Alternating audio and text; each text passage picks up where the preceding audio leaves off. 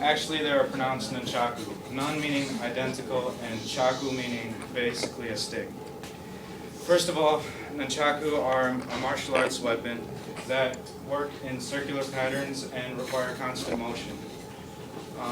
Like any other weapon, they're meant to extend your reach when using them. Nunchaku, they mostly focus on developing your hand-eye coordination and your awareness. When using them, the muscles that you work out are mostly your forearms, your lats, and most of your upper body.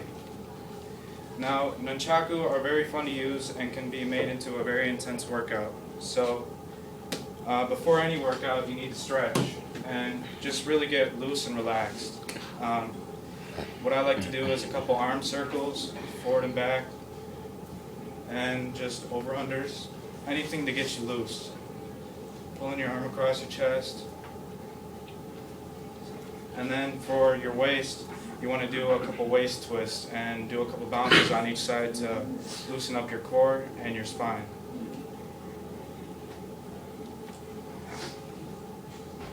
Okay, now before you start with the chaku, you need to have the proper stance. You need to have your feet about shoulder width apart, maybe a little wider. Your knees need to be slightly bent to nearly straight. Just be in a really comfortable and relaxed and zen mode, which is hard for me right now. But,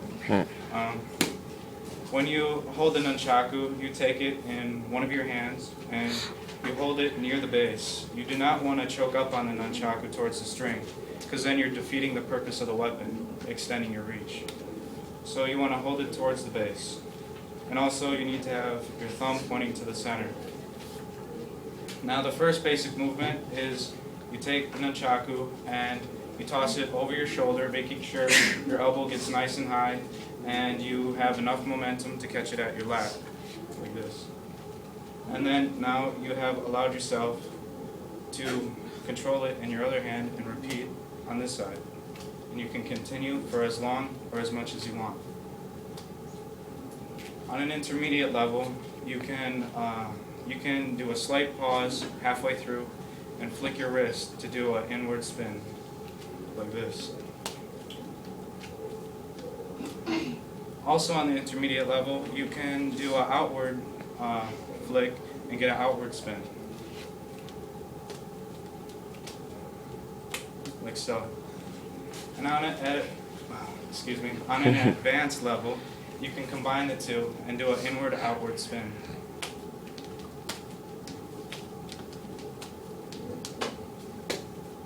Okay, another thing you could do in your workouts are practicing striking. There are 4 main points on an opponent's body you want to aim for, which is 1, the temple, 2, the jaw, the 3rd is the ribs, and 4, you can knock out their knees or bash in their kneecaps, which sounds brutal. I feel weak. To do the jaw or the temple, you do the same basic movement, but instead of catching the chaku, you use your momentum of your receiving hand and you strike across. For the jaw, you go slightly lower and a little bit more on an angle. Dang. And when you do a rib shot, you want to come at it from the side. And for the knees, you do the same as a rib shot, except on one knee. And you can also do this with the other hand, like so. And when you do with extra time and a lot of practice, you can look a little like this.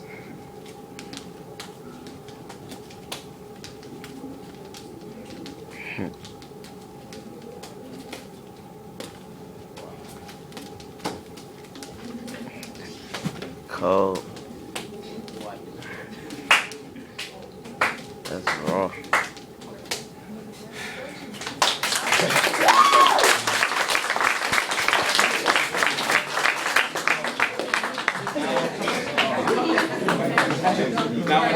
Now when you only want to move your waist when you're striking. Otherwise, when you go back for the basic movement and you reach for it, you're actually moving the chakra too, so it's actually pointless. The only time you want to move your waist is when you're striking. There's 2 forms of power when you strike, and it comes from your shoulder and your core. Nunchaku are very fun, and as you can see, can be made into a very intense workout, but they should also be taken serious. And I recommend, if any of you want to take this seriously, you take classes underneath a trainer or someone who has been trained. Otherwise, you can easily hurt yourself or someone around you. And this has been my demonstration on how to use nunchaku.